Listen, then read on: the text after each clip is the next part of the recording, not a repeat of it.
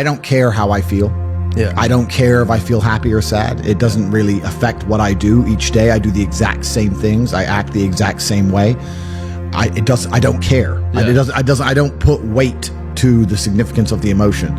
So I always consider myself a happy person, but if I woke up and I was slightly less happy one day than another, it wouldn't affect anything I do, and I wouldn't put any relevance to it. I'm human, and that's life.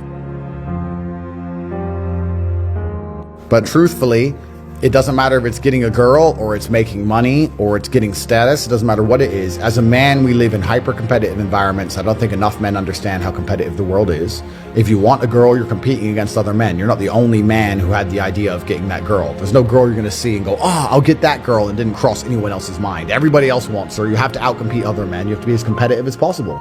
You have to be as successful as possible in all realms. You have to be as good-looking, as funny, as smart, as spontaneous, as interesting, as charismatic, as rich as possible. You need to try very hard to be your absolute best. And as you become a better man, you'll crack through different tiers of attractiveness, and eventually you get to the top and you'll be able to have any girl you want. But the truth is, I have a lot of guys ask me, similar to your question, a guy will come to me and go, how do I get a girl? I'm like, bro, you're a loser. Yeah, but I know, but how do I get a girl? Well, you're a fucking loser. You're a loser. Why are you asking me? It's like saying, how do I win a race with a push bike? You're racing Ferraris. What do you want me to do? Yeah. There's only so much you can do. There's only so hard you can pedal. There's only so many tricks and tips. There's only so many game things you can say, so many pickup lines. If you're a loser, it's going to be very, very difficult, and it's going to get harder and harder. The game is rigged to become harder and harder for men. It's not getting easier. It's going the other way. And if you're going to be on a racetrack and there's going to be Ferraris there, and you're going to be on a pedal bike or in a Nissan, you're going to get smoked.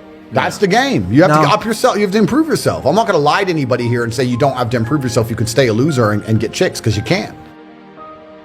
I don't understand how many humans function in the world today. I don't get people who don't think like me. I don't understand it. I'm like, well, then how have you survived this long? Life is hard. Life is difficult. Maybe I've just been unlucky, which I don't believe in, but I've had so much trauma and bad events and negativity and stress and all these things that have happened to me, and I've used all of it to be monumentally successful. If I wasn't that way inclined with the workload that God put on my shoulders, I'd just be in a ditch somewhere. Yeah. I just would have killed myself by now. Yeah. Like, I don't understand how people are functioning. If you're not thinking like me and you're going through life with any other mindset, you've been extremely fortunate that God smiled on you and allowed you to sit around most of the time doing jack shit, and you have yet to be punished for that. Yeah. I could never have lived that life. If I was a bit lazy or a bit, or I was a bit of a snake, or if I lied to people, I'd be dead by now. Yeah. Like, so a lot of these people are just absolutely and utterly blessed by God that they managed to go through life with such a non-competitive mindset, and they're still breathing. Like, I don't understand how people can think any other way. Yeah. I've spoken to dudes and like, I had a bad couple months. Why? Oh, my girl left me. You've wasted months? You've wasted months over some... Like, you had think of how much God loves you to have given you the grace and given you the opportunity to waste months of human time over some chick. Like, talk about blessed head to toe. If I waste months, empires are going to collapse. I'm going to end up in a cell or dead if I waste months. I have things to do every single day. I can't waste a second. Like, these people are just absolutely infinitely blessed, and their mindset is a product of that, because they're spoiled children. Absolutely spoiled children. If you're going through life with any other mindset besides a hyper-competitive one, where you are capable of competing with some of the most dangerous men on the planet in all their forms, me and my network, and also my competitors. If you don't have that mindset, then you have to understand that you are spoiled. You're spoiled by your reality, because there's a whole bunch of people out here daily who fail. There are men out here who fail daily, and they have yet to feel the true consequence for it. They fail to go to the gym when they know they should have gone to the gym. They fail because they forgot their keys and it took them 10 minutes to find them. They fail because they replied to a question they got sent on WhatsApp the wrong way. They fail because they didn't smile when they were supposed to. They didn't say please and thank you to that person who helped them. They fail because they didn't say hi to that girl who's looking at them out the corner of their eye. They just fail perpetually. They go through life missing every opportunity and just failing. And somehow we've built a society which is so soft, and God is so giving and so graceful, that they still have a place to eat and somewhere to sleep, and they're still surviving. That shows how nice God is. Because before this society, truthfully, if you were that level of failure, you would be dead. Survival of the fittest. It's survival of the fittest. And none of these men out here are fit. No. Their mindset isn't fit. Their reality isn't fit. They're failures. They're failures. And they're just failing every single day. And they go, but tomorrow I'll go to the gym. You've been failing your whole life. That's all you've done is fail. And then you sit and wonder why people like me absolutely and utterly outcompete you. It is so easy to become a top tier male in the world today because the competition is so ridiculously low. There are 2% killers like me, and everybody else is amateur. Head to toe amateur. They can't even pay attention to anything. They can't try anything. They're amateurs.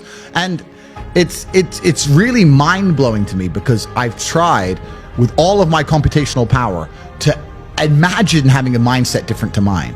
And I just can't see a reality worth having. I can't see a reality worth living. I can't see how you're going to build a life worth experiencing if you have any other mindset. I can't see it. Yeah.